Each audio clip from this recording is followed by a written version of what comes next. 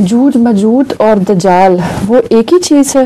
नहीं, एक ही चीज़ भी कह सकते हैं, मगर याजूज माजूज तो उनके सियासी गलबे की तरफ इशारा है। यानी वो कौमें जो समंदर की लहरों पर चढ़ के चढ़ाई करेंगी और दुनिया को फतह करेंगी।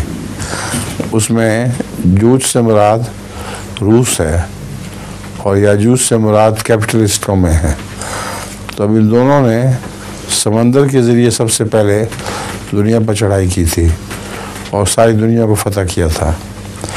और दज्जाल उनकी मजहबी हैसियत को ज़ाहिर करता है।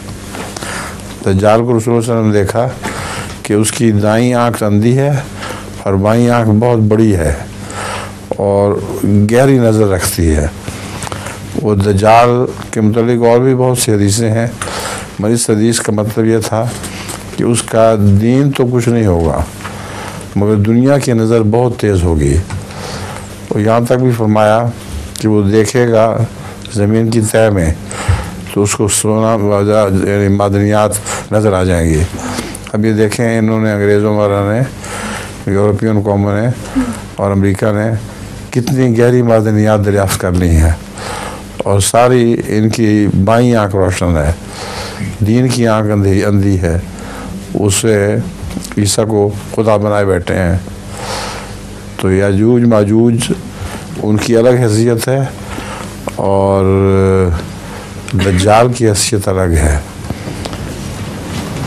दज्जाल का मतलब एक और भी है कि डिप्लोमेट, फरेबी।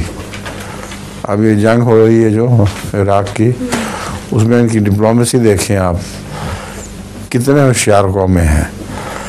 यानी खुद ही मारते हैं और उसके बाद एक दो बच्चों को पकड़ के उनकी देखभाल शुरू कर देते हैं और दुनिया पर असर डालते हैं कि हम ठीक कर रहे हैं।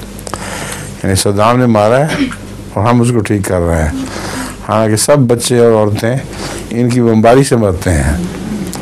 तो दज्जाल का एक मतलब ये भी है कि डिप्लोमेसी करते हैं, धोखाबाजी से काम लेते हैं।